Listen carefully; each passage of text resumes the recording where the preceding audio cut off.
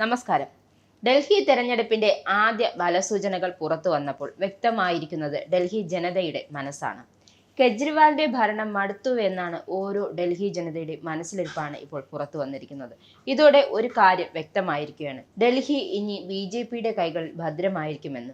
അക്കാര്യത്തിൽ ഒരു സംശയവും വേണ്ട. കേന്ദ്രഭരണ പ്രദേശത്തിന്റെ ഭരണം കൂടി BJPയുടെ കയ്യിലെത്തുന്നത് ദേശീയ രാഷ്ട്രീയത്തിൽ വലിയ പ്രതിഫലനങ്ങൾ ഉണ്ടാക്കുന്നതാണ്. ഇതിനൊപ്പം ആം ആദ്മി പാർട്ടിയുടെ രാഷ്ട്രീയ ഭാവി കൂടി നിർണ്ണയിക്കാൻ ഈ തിരഞ്ഞെടുപ്പ് കാരണമായേക്കും. 70 അംഗ നിയമസഭയിലേക്ക് ഫെബ്രുവരി 5-നാണ് വോട്ടെടുപ്പ് നടന്നത്. പോസ്റ്റൽ വോട്ടിലെ ട്രെൻഡ് അനുസരിച്ചും ആം ആദ്മി പാർട്ടിയും BJPയും തമ്മിൽ ഇഞ്ചോടിഞ്ച് പോരാട്ടമാണ് നടന്നത്. നിലവിൽ BJPയാണ് മുന്നേറുന്നത്. 2ാം സ്ഥാനത്താണ് AAP നിൽക്കുന്നത്. അതേസമയം കോൺഗ്രസിന് ഒരിടത്തും ലീഡ് ചെയ്യാനായിട്ടില്ല. ആം ആദ്മി പാർട്ടിയുടെ തുടർച്ചയായി 4ാം തവണയും അധികാരത്തിലേറുമോ അതോ 27 വർഷത്തിനു ശേഷം BJP അധികാരത്തിൽ തിരിച്ചെത്തുമോ എന്നാണ് എല്ലാവരും ഉറ്റുനോക്കുന്നത്. 2015-ൽ 70-ൽ 67 സീറ്റും നേടിയാണ് ആം ആദ്മി പാർട്ടി ഡൽഹിയിൽ കരുത്തുകാട്ടിയത്. 2020-ൽ 62 സീറ്റുമായി അധികാരം നിലനിർത്തിയ AAP ഡൽഹി രാഷ്ട്രീയത്തിൽ പ്രബലമായി. മറുവശത്ത് എക്സിറ്റ് പോളുകളാണ് BJP ഇത്തവണ പ്രതീക്ഷ വയ്ക്കുന്നത്. ആദ്യ തിരഞ്ഞെടുപ്പ് സൂചനകൾ പുറത്തു വന്നപ്പോൾ BJPക്ക് തന്നെ അത് അനുകൂലമായിരിക്കുകയാണ്.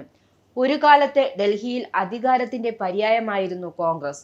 2013 മുതൽ അധികാരത്തിൽ നിന്നും പുറത്താണ്. കഴിഞ്ഞ 2 തിരഞ്ഞെടുപ്പിലും ഒരു സീറ്റ് പോലും കോൺഗ്രസിന് ലഭിച്ചിരുന്നില്ല. 2015 മുതൽ ഡൽഹി ഭരിക്കുന്ന ആം ആദ്മി പാർട്ടിയേക്കാൾ മുൻതൂക്കം BJPക്കുണ്ടെന്നാണ് മിക്ക എക്സിറ്റ് പോൾ ഫലങ്ങളും സൂചിപ്പിക്കുന്നത്. 5 പ്രമുഖ ഏജൻസികളുടെ സർവേ സൂചിപ്പിക്കുന്നത് BJP 38 മുതൽ 43 സീറ്റുകളും AAP 26 മുതൽ 32 സീറ്റുകളും നേടുമെന്നാണ്.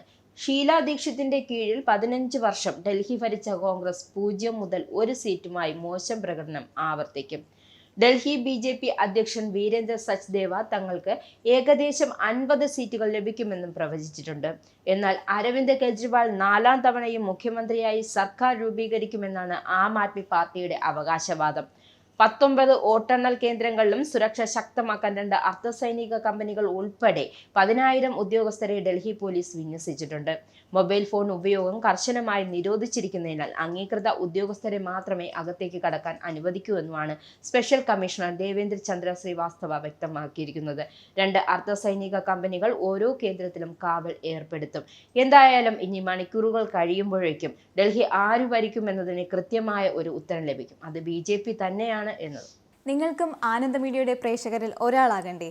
യൂറോപ്പിലും US-ലും ആഫ്രിക്കയിലും അടക്കം പ്രവാസികൾ ഉള്ളയിടങ്ങളിലൊക്കെ ജനപ്രിയ ചാനലുമായി ആനന്ദ് മീഡിയ ഒപ്പമുണ്ട്. ഏഷ്യാനെറ്റ് ഫ്ലവേഴ്സ് അടക്കം നിങ്ങളുടെ വിരൽത്തുമ്പിലെത്തും. ആദ്യം റോക്കു ബോക്സ് സ്വന്തമാക്കുക. അതിൽ നിന്നും ആനന്ദ് മീഡിയ ആപ്ലിക്കേഷൻ ഡൗൺലോഡ് ചെയ്യുക, ഇൻസ്റ്റാൾ ചെയ്യുക. എന്നിട്ട് 02085866511 എന്ന നമ്പറിൽ ഞങ്ങളുടെ കസ്റ്റമർ കെയറിൽ ബന്ധപ്പെടുക. അല്ലെങ്കിൽ +91 735 660 3747 എന്ന നമ്പറിൽ വാട്സപ്പ് ചെയ്യുക. ആനന്ദ് മീഡിയയുടെ സേവനങ്ങൾ സ്വന്തമാക്കുക. മറ്റു ചാനലുകൾക്കൊപ്പം ആനന്ദ് TVയും എൻജോയ് ചെയ്യുക.